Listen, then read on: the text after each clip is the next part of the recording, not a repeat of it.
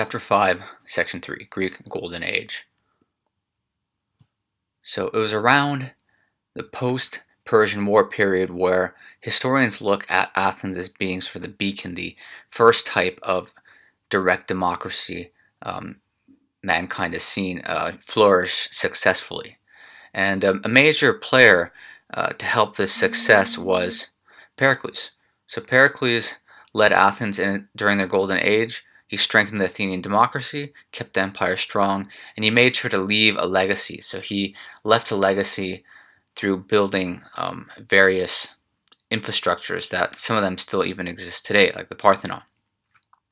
So what kind of policies did they have? Well, they started to make politicians a full-time job. So they made sure politicians and public officials were getting paid, and they tried to make sure as many people as possible who were male with properties were being involved with the decision-making process. So it was the closest thing people had to direct democracy back then. Obviously today it would be considered more of an oligarchy because we're talking about, first of all, only men, so that's already half of society, and then only rich men, so maybe, that narrows it down to like 10-20% of society. So but back then it was still a big deal. The Athenian Empire was growing in power, especially because they were now in charge of not just Athens, but the Delian Leagues, this new league, new collection of city-states that have formed following the Persian Wars with Athens as the leader. So they put a lot of this money towards their navy, but also they put a lot of money towards beautifying Athens by creating various buildings. And this is when we also begin to see a lot of Spartan resentment. So Spartans are feeling like they did a lot during the Persian Wars too. They also have a great society, but they're not quite getting the same type of funding and respect the Athenians have. So an example of something built during this period is the beautiful Parthenon. This was built to honor the god of wisdom, Athena. We also see drama and arts flourish during this period. We see the invention of genres like tragedy and comedy that still exist today. We also see the emergence of the Panhellenic Games, which is the predecessor of the Olympic Games today. So events included things like wrestling, boxing, long jump, javelin. All these exist today, right? One of the few that don't exist today would be, for example, the chariot racing. During this period, we see one of the most famous pieces of art being made called Discobolus of Myron. And what's interesting about art back then, classical art, it valued balance and proportional beauty. So the statues, for example, the bodies of the statues were perfectly proportional. It meant to portray sort of what the perfect human body would look like. So the Olympic Games began in order to honor Zeus, the gods of the gods, the main god, and it took place every 4 years, which is the same as the Olympics today. And when you win, you were giving a wreath around your head, right? So no gold medals back then. So how does this compare to the Olympics today? Well, they're both once every 4 years. There's a lot of events that overlap, like boxing, long jump, high jump, and but of course there's also a lot of differences. For example, the Winter Olympics never existed when the Greeks were in charge. It was just there was no snow or ice to use. Other differences would just be the events, right? They didn't have basketball back then or soccer back then because those events simply did not exist. So like many parts of history, nothing is black and white. Historians still debate whether or not this time was a golden age. And the reason is because, yes, there was all this breakthrough in philosophy, there's this emergence in intellectuals, there's this new concept of meritocracy and public officials being paid as politicians and greater direct democracy, but at the same time, others would say, well, it wasn't amazing. For example, women still very much did not have anything close to equal rights as men. The poor also had hardly any rights, and of course slavery existed. And people did not live very long lives during this time period. So to a certain degree, yes, it's the Greek Golden Age, but also there are many reasons why one could say, well, there are other time periods and other other places where people may have been better off. So tensions would continue to mount between the Athenians and the Spartans unhappy that Athens is now dominating Greece. And by 431 BC, Sparta officially declares war on Athens. So when we look at these two societies, the Spartans and Athens, there are some overlaps. They are both city-states. They both have slaves. They're both obviously in ancient Greece. But they also had major differences. So the Spartans lived under an oligarchy where few made decisions. They were very much a military state where not just boys but girls also trained to be in the army. Boys went through an especially rigorous, process called the agoge, which I mentioned in the previous section. The Athenians had democracy. Of course, this is limited, though only men with money could vote, and therefore women had less power in Athens, which is another interesting difference they had. Now, once the war began, the Spartans had the better army, but Athens had better navy, and their strategy was very different as well. Athens knew that if they came down to hand-to-hand combat, especially on land, that they would not have a good chance. So Pericles' strategy was for Athens to let the Spartans come to them and face them behind their city walls. Now this tactic may have worked, but it did not in this case because there was a terrible plague that infected Athens and it killed many within the wall, and Spartans as well had lost some people by 421 BC, and both sides, tired of war, had a truce in 421 BC. However, peace was brief. Eventually, Athens actually makes the mistake of going on the attack, and their soldiers get crushed by the Spartans. And by 404 BC, Athens had lost, and historians consider this as quote-unquote the end of the Golden Age, right? The end of Athens leading Greece. So the Golden Age has come to an end. This did not mean Spartans were now in charge of Greece. It meant that Greece city-states were all scattered in power. They were not unified anymore, and it meant that they were vulnerable to attack. And this is exactly what happens. The real winners were actually the Macedonians, who under Philip II and later on Alexander the Great were ready to pounce upon this weak part of the world known as ancient Greece, which has been completely divided and damaged by their civil war. So philosophers was definitely a key part of Athens. And we'll start off with a few definitions and people. So the sophists were paid teachers of philosophy, and they were all about being skeptical about what they hear and constantly questioning and looking for reasoning.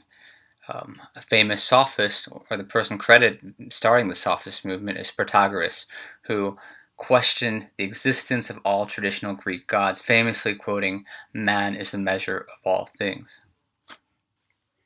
Perhaps the most famous philosopher of all is Socrates, who was all about questioning everything, right? Question everything, self-examine, and he was accused of corrupting the youth and questioning the city's gods, and he was sentenced to death at the age of 70. He died drinking hemlock, a slow-acting poison. He's credited for creating the Socratic method, so this is where you have a series of questions, and through the series of questions there's a dialogue, and through that dialogue you better understand the world around you. So to this day, the Socratic method is used in classes around the world, whether it be middle school or college level or higher, as a way of learning. Socrates. Now what? I don't know. Philosophize with him.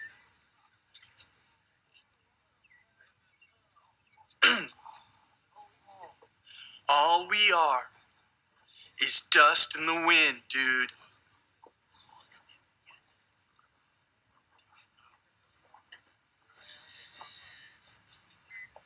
Dust, wind, dude. Himes, ujan alo, Blanconiotus. So let's talk about two types of reasoning, inductive and deductive reasoning. So inductive reasoning is where you make broad generalizations from specific observations. So examples would include, an example would be Messi is on the Argentinian national team.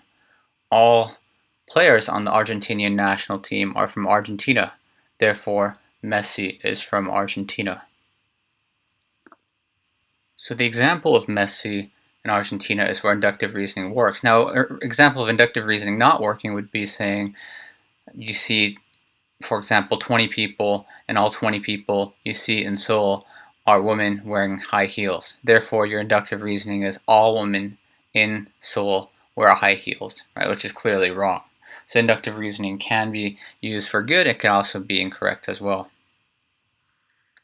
So the other type of reasoning is deductive reasoning, where based on a logical process you look at various premises, various evidence, and based on those facts you put together a logical conclusion. For example, your haircut, the way you hold yourself says military. But your conversation as you entered the room, a bit different from my day. Said trained at Bart, so army doctor, obvious. Your face is tanned, but no tan above the wrists. You've been abroad but not sunbathing. Your lips really bad when you walk, but you don't ask for a chair when you stand like you've forgotten about it. So it's at least partly psychosomatic. That says the original circumstances of the injury were traumatic. Wounded in action then. Wounded in action, suntan, Afghanistan or Iraq. Now Plato was perhaps the most famous student of Socrates, and he wrote the Republic. His writing dominated philosophy for many years after his death, and the big difference between Plato and Socrates is that Plato left a lot of writing, a lot of literature, whereas Socrates left no writing. We only know Socrates based on writing left by guys like Plato who wrote about him. He was also the founder of the Academy in Athens, which still exists today. There's a picture of it from today. Beautiful building. So the Allegory of the Cave is perhaps the most famous piece by Plato, and let's break this up into bits and pieces. So it's all about finding the truth, and the story goes along the lines of something like this.